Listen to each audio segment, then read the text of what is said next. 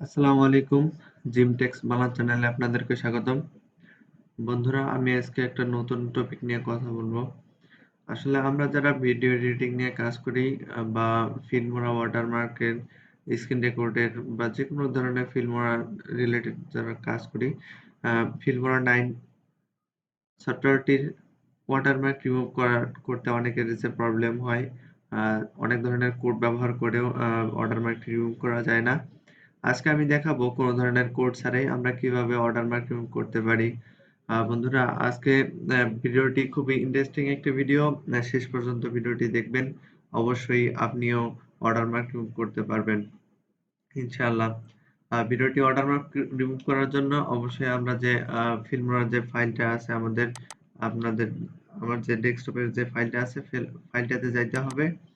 দেখেন, আমি আমার যে ফাইলটা আছে সে ফাইলটাতে ঢুকলাম। ঢোকার পরে এখানে দেখেন আমার যে ফাইলটা আছে ফাইলটা আমার আনজিপ করা আছে। আপনারা আনজিপ করার পরে এরকম এটা ফিল্মোরা সেটআপের উপরে একটা ফাইল দেখতে পারবেন। ফাইল দেখার উপরে যে ফোল্ডারটি আছে ফোল্ডারে ভিতরে ঢোকার পর এখানে দেখেন ২ টা ফাইল আছে আমার। এই ফাইল ২ টা জাস্ট আমি কপি করে নিলাম। আ শর্টকাটে আপনার কিবোর্ডে মাউসের রাইট বাটন ক্লিক করে এখানে কপি করতে পারেন অথবা শর্টকাটে কন্ট্রোল সি দিয়েও কপি করতে পারেন। করার পর এখানে দেখেন যে ফিল্মোরাটি আছে। এখানে রাইট বাটন ক্লিক করার পর আমরা এখানে ওপেন ফাইল লোকেশনে যাব। ওপেন ফাইল লোকেশনে যাওয়ার পরে এখানে জাস্ট একটা ক্লিক করে রাইট বাটন ক্লিক করে পেস্ট করে দিব। এখানে দেখেন পেস্ট করে দিব।